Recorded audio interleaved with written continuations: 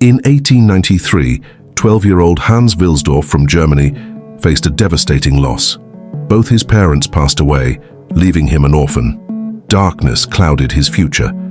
His relatives sold his family's business and sent him to a boarding school, where he formed a pivotal friendship with a Swiss boy who shared tales of Switzerland's watchmaking industry.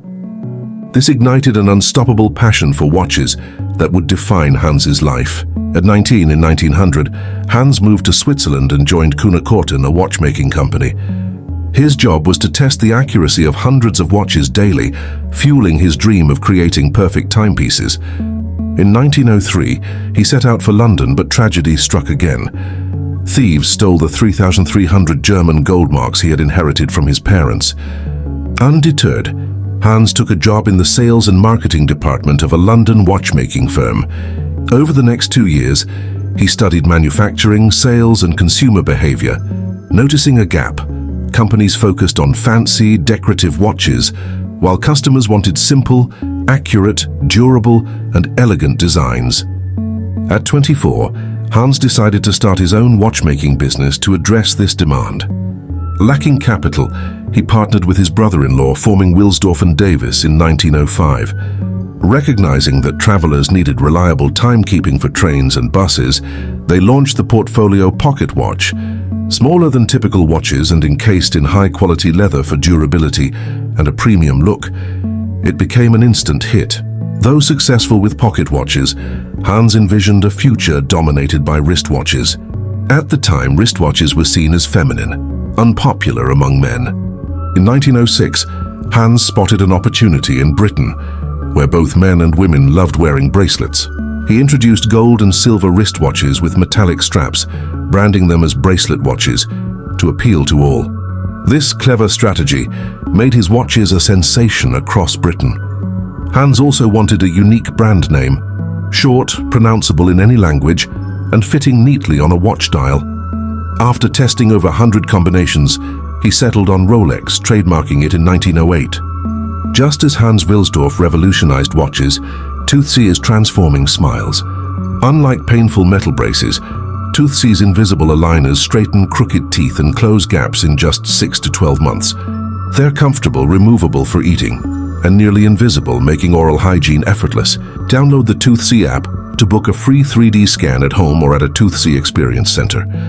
In days, your custom aligners arrive in a stylish red box. With over 300,000 satisfied customers, Toothsay guarantees a confident smile. Click the link below to get started.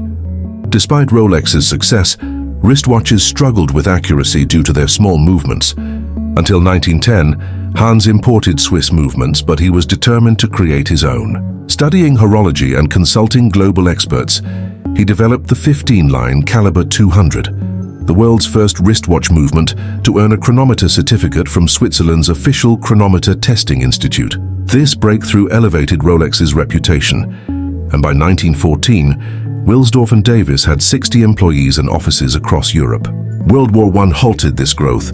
Britain imposed a 33% export duty on watches to fund the war, inflating Rolex's prices and crashing sales.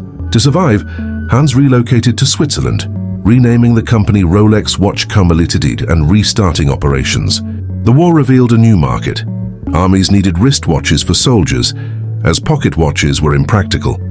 Rolex launched trench watches with unbreakable glass, sturdy bodies, and luminescent radium hands for low-light visibility.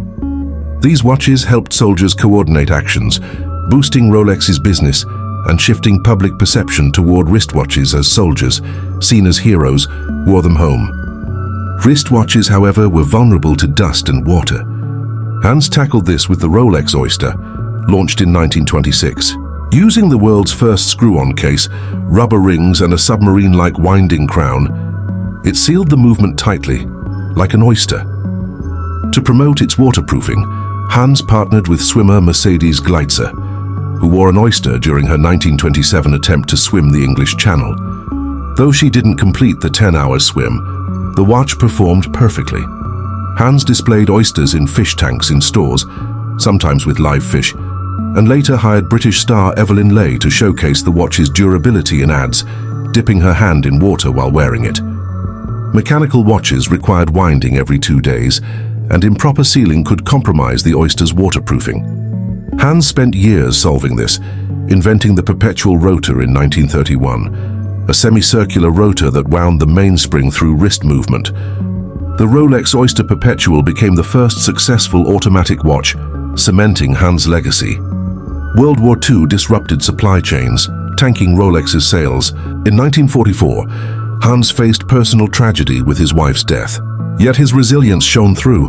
In 1945, marking Rolex's 40th anniversary, he launched the Datejust, the first automatic watch with a date display. When users found the date hard to read, Hans added a 2.5x magnifying Cyclops lens, inspired by a water droplet magnifying his watch's face. Rolex's innovations continued. In 1953, the Rolex Explorer was designed for mountaineers, built to withstand extreme conditions. In 1955, the GMT Master, with a rotating bezel, helped pilots track multiple time zones.